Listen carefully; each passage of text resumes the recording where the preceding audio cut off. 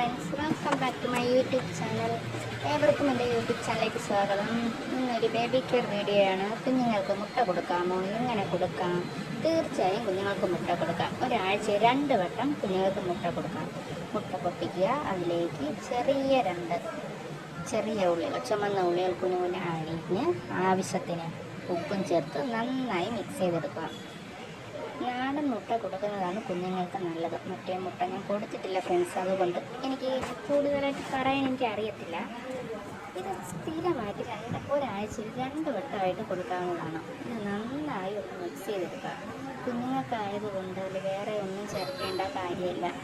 ചട്ടി അടുപ്പത്ത് വെച്ച് നന്നായി ചൂടായി വരുമ്പോഴത്തേക്ക് ഒരു 2-3 ഡ്രോപ്പ് എണ്ണ ഒന്ന് കൊടുക്കുക. നന്നായിട്ട് ചുറ്റിച്ച് കുഞ്ഞുങ്ങൾക്കായി ഉണ്ടാക്കുന്നതുകൊണ്ട് നമുക്ക് നന്നായി വേവിച്ചെടുക്കേണ്ടതുണ്ട്. സാധാരണ വലിയവർക്കാണെങ്കിൽ ബുൾസയൊക്കെ കഴിക്കാറുണ്ട്, പക്ഷെ കുഞ്ഞുങ്ങൾക്ക് അത് പറ്റത്തില്ല. നന്നായിട്ട് മുട്ട വേവേണ്ട ആവശ്യമുണ്ട്. അതിലേക്ക് ചട്ടി ചൂടായി, എല്ലാം ലോ ഫ്ലെയിമിലാണ്. ചൂടായി വരുന്നതിലേക്ക് മുട്ട ഒഴിക്കാവുന്നതാണ്. സാവകാശം മുട്ട വെന്ത് വരുന്നതാണ്. പിന്നെ ഫ്രണ്ട്സ്, എൻ്റെ ചാനൽ ആദ്യമായിട്ട് കാണുന്നവരാണെങ്കിൽ, ഞാൻ ചാനൽ തുടങ്ങിയിട്ട് കുറച്ച് ദിവസങ്ങളെ ആയിട്ടുള്ളൂ. എല്ലാവരും എന്നെ സപ്പോർട്ട് ചെയ്യണം, സബ്സ്ക്രൈബ് ചെയ്യണം, ഇഷ്ടപ്പെടുകയാണെങ്കിൽ ലൈക്ക് ചെയ്യണം, മറക്കല്ലേ ഫ്രണ്ട്സ്.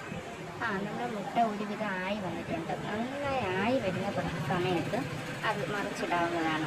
അതായത് നമ്മൾ നോക്കണം നന്നായി ആയിട്ടുണ്ടോ എന്ന്.